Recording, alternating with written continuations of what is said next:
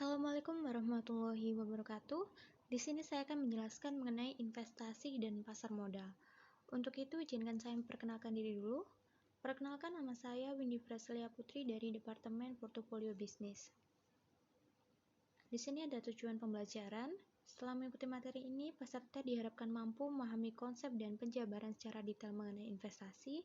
Lalu, peserta diharapkan mampu memahami konsep dan penjabaran secara detail mengenai pasar modal. Di sini ada gambaran umum materi.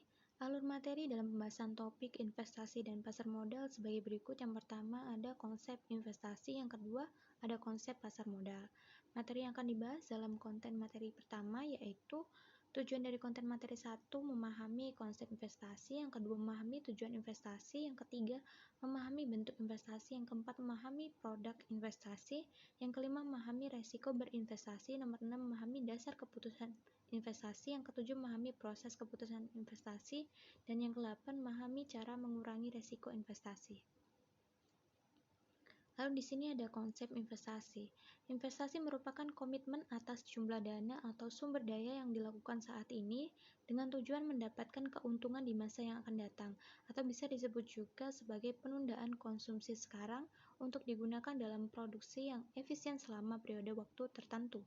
Investasi dapat dilakukan pada aset real seperti tanah, emas, bangunan, dan aset finansial seperti saham, obligasi, deposito, sekuritas, derivatif yang biasa diperdagangkan di pasar modal dan pasar uang.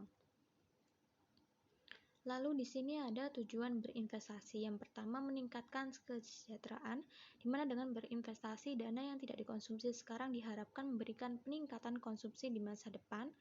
Lalu menghindari risiko penurunan nilai kekayaan atau hak milik karena pengaruh inflasi. Yang terakhir, penghematan pajak. Fasilitas penghindaran pajak untuk jenis investasi tertentu. Lalu di sini ada bentuk investasi. Yang pertama ada investasi properti. Investasi dalam bentuk properti seperti emas, tanah, rumah, dan lain-lain yang memungkinkan nilainya meningkat untuk waktu yang akan datang. Lalu di sini juga ada investasi ekuitas, investasi yang berhubungan dengan pembelian saham yang dikeluarkan oleh perusahaan-perusahaan yang terdaftar dalam BEI atau tidak.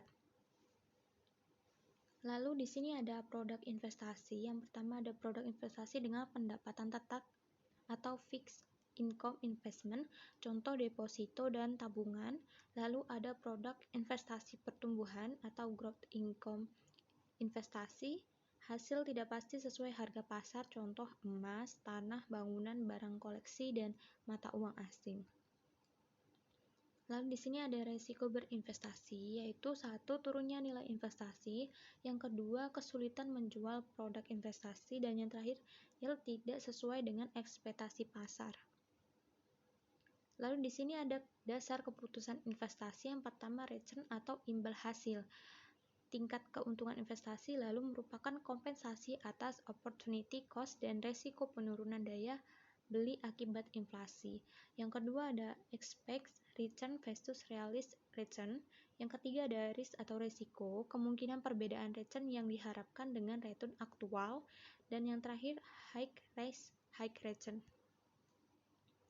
Di sini ada proses keputusan investasi. Yang pertama, penentuan tujuan investasi tergantung kepada investor, misalnya memperoleh penghasilan pada usia pensiun. Yang kedua, penentuan kebijakan investasi, yaitu penentuan alokasi aset yang akan dijadikan objek investasi, apakah saham, deposit, atau bangunan. Lalu ada pemilihan strategi portofolio aktif versus strategi portofolio pasif. Lalu di sini ada pemilihan aset dalam portofolio, yaitu mencari kombinasi portofolio yang paling efisien, dan yang terakhir pengukuran dan evaluasi kinerja portofolio itu melakukan benchmarking atau biasanya dilakukan dengan membandingkan dengan indeks portofolio pasar. Lalu di sini ada cara mengurangi resiko investasi. Yang pertama, memilih produk investasi dengan resiko yang terkecil.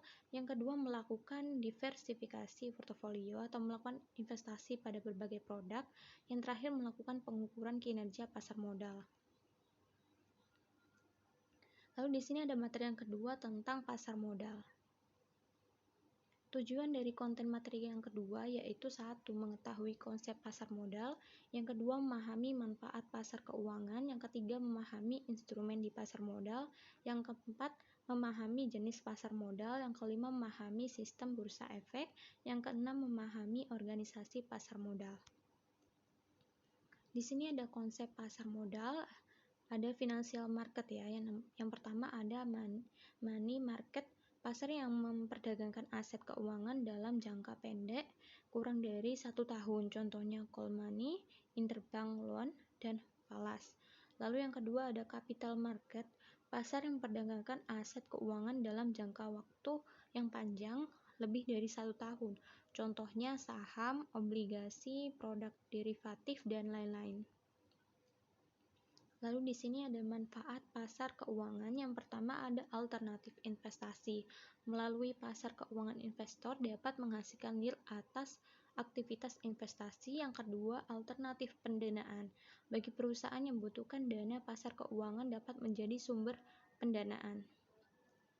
Lalu di sini ada instrumen pasar modal. Instrumen dalam pasar modal disebut efek.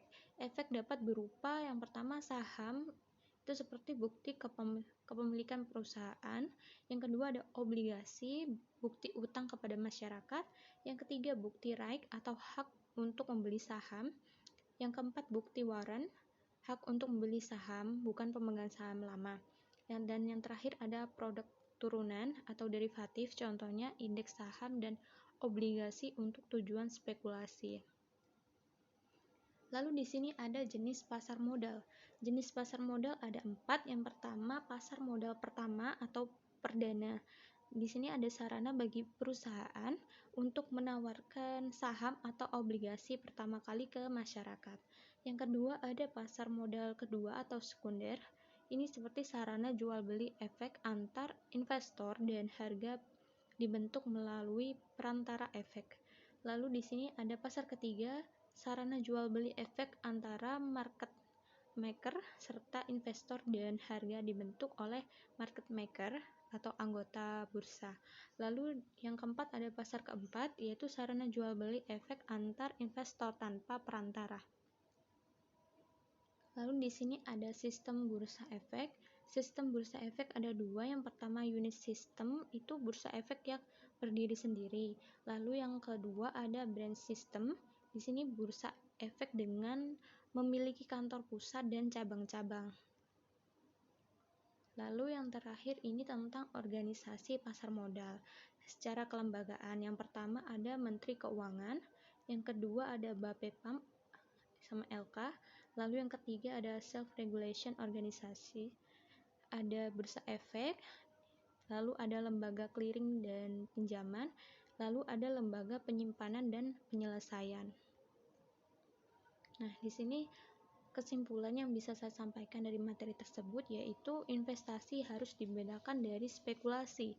Spekulasi mencakup pembelian aktiva yang dapat dijual dengan harapan memperoleh keuntungan yang cepat dan kenaikan harga aset tersebut dalam waktu beberapa minggu atau bulan. Lalu di sini juga ada internal revenue service, mendefinisikan investasi sebagai kepemilikan aset yang lebih dari 6 bulan. Sekian presentasi yang bisa saya sampaikan. Mohon maaf jika ada salah. Terima kasih. Wassalamualaikum warahmatullahi wabarakatuh.